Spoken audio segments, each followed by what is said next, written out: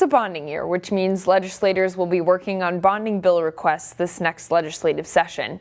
In today's Newsmakers, we spoke with Senator Bonnie Westlin from Plymouth about her bonding bill, as well as another bill she's working on.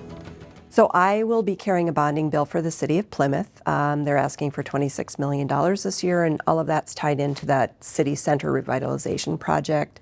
So that'll be walkability, pedestrians, kind of development of housing, transit, and so forth. So that's an important bill for us. Yeah, and it's been a big project they've been working on for a while. They're making a lot of progress. It's looking good. All right, very good.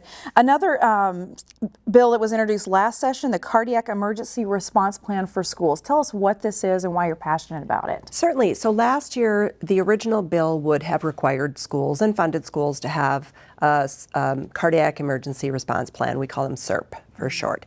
And basically, we know that around 23,000 kids every single year are having a cardiac event of some sort outside of a hospital setting. And about 40% of those are happening related to sporting or athletic events. This would require schools to have a plan in place and AEDs, which are those automated external defibrillators, very good, at various locations that are in close proximity and would be easily accessible.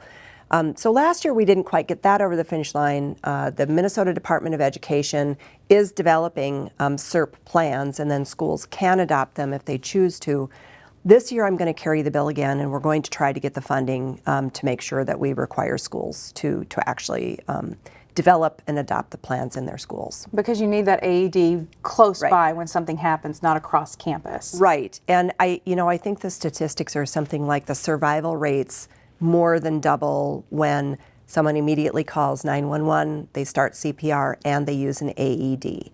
That absolutely increases the chances and the likelihood of surviving a cardiac event. All right. Is there a lot of opposition to this? It seems pretty much like it would be a no-brainer. I don't think there's opposition, and I don't think there was last year either, but this was kind of a supplemental budget, and it sort of fell by the wayside. So we're hoping to get a little bit of funding this year. I think it's scalable, so I think we could try to get this in schools going forward and try to find some funding mechanisms for that. All right. I know you guys have a slim majority going into the session. Are you excited to get back to work? What are you thinking? I am absolutely excited to get back to work. It will be interesting. We have not had a power sharing arrangement like this for 50 years. I know that each of the committees in the House are going to have co-chairs, and I believe the gavel will go back and forth from committee meeting to committee meeting. It absolutely means we should work in a bipartisan way, which we should anyway. But I'm optimistic that we will get a budget done and hopefully get some bonding done. All right. Well, we'll be watching. Senator Bonnie Westlin, thanks for stopping by today. Thank you so much. Find more local news stories at ccxmedia.org and follow us on social media.